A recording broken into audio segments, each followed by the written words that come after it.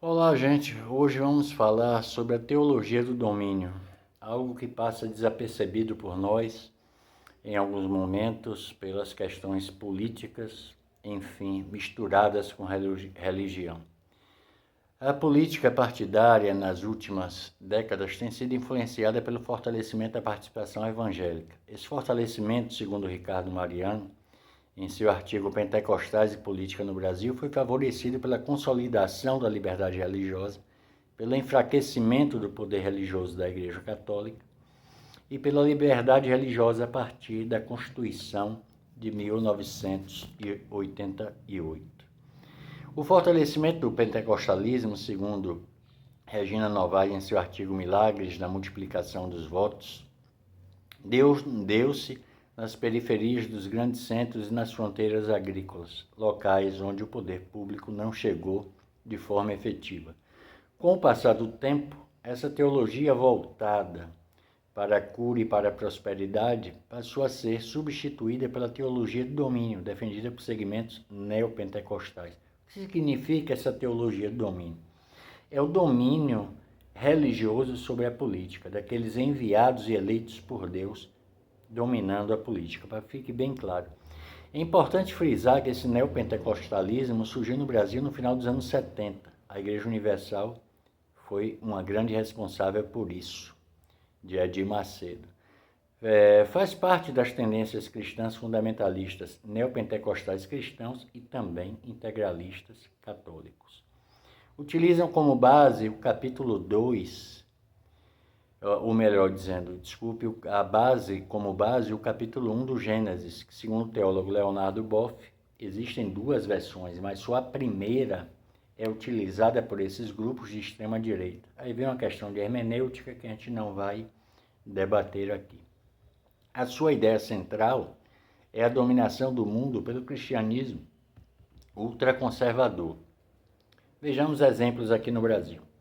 O discurso de Michele Bolsonaro citando que ele, o mito Bolsonaro, seria escolhido por Deus para construir o reino no Brasil.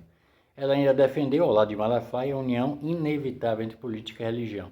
Lembremos que Malafaia foi condenado em segunda instância por divulgar falsas informações contra a jornalista Vera Magalhães, acusações feitas em 2022 durante a campanha eleitoral.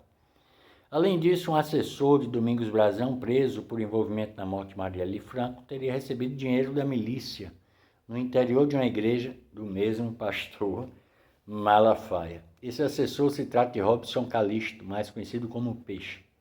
Por falarmos em Peixe, lembremos de Álvaro Malaquias Santa Rosa, evangélico e pastor ordenado na Assembleia de Deus, Ministério de Portas Abertas, principal representante do terceiro Comando Puro. Falo sobre Roberto Calixto. A Igreja Católica, após romper com a ditadura, perdeu apoio de governantes conservadores que passaram a buscar outras bases de apoio.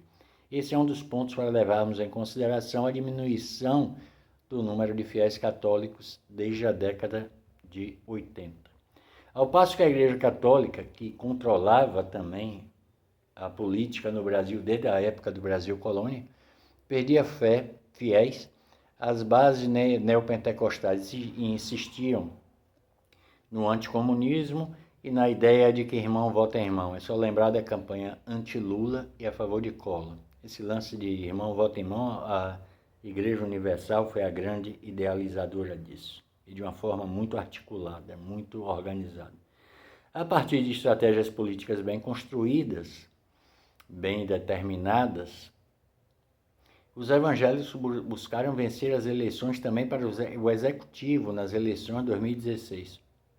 É importante mencionar que determinadas denominações evangélicas neopentecostais são fundamentalistas e tratam a Bíblia como verdade absoluta, não admitindo qualquer discordância.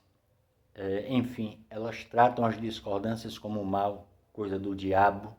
Enfim, é um maniqueísmo radical. Quem acredita no que a gente defende é o bom, vai ser salvo. Quem não acredita é coisa do diabo, é o comunista. Por isso, eles continuam com esse discurso alienador, mas que influencia. Ainda sobre esse fundamentalismo, Segundo o artigo do G1, em 2018, foram registradas 615 denúncias de intolerância religiosa no Brasil. O número saltou para 1.418 em 2023, um aumento de 140,3%. Já o número de violações passou no mesmo período de 624 para 2.124, um salto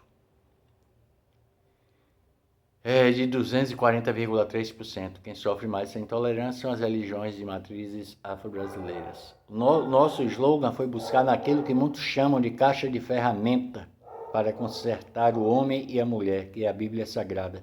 Fomos em João 8:32, e conhecereis a verdade, e a verdade vos libertará. Palavra de Bolsonaro. O que tudo isso significa na prática? A bancada evangélica tem 90 parlamentares, 87 deputados e 3 senadores, além de disporem de um capital significativo. Ampliam sua participação no campo político brasileiro, controlam meios de comunicação e passam a ter uma influência política profunda. Não esqueçamos que o Congresso vem se fortalecendo imensamente desde o governo Temer, mas ainda durante o desgoverno Bolsonaro. Eles têm o orçamento sob seu controle. Além disso, o Banco Central, sob o comando de Roberto Campos Neto, boicota o governo Lula com uma taxa de juros exorbitante, só explicável para os rentistas, inexplicável para nós, meros consumidores e cidadãos brasileiros. Esse é o grande desafio da esquerda: lidar com um Congresso hostil, debater com cooptados pela teologia do domínio e resistir à política econômica ultraneoliberal e tendenciosa do Banco Central. Temos que pensar sobre essa ideia de Deus, do diabo, de tudo se resolve dentro da igreja, de tudo a sua salvação vem através da fé. Não que eu seja contra a fé, eu não professo qualquer denominação religiosa, eu não sigo qualquer denominação ou segmento religioso ou denominação religiosa. Enfim, nem defendo, nem combato, acho a fé muito legal. Agora, difícil é manipular a fé para obter ganhos políticos. Difícil é usar o cristianismo, na acepção da palavra cristianismo, que é ser cristão. Mesmo eu não me declarando cristão ou de qualquer outro segmento religioso, eu acho que o cristianismo prega a igualdade, jamais a desigualdade ou a discriminação, enfim, e é o que eles pregam, uma desigualdade, uma discriminação, seja lá no campo qual for. É complicado.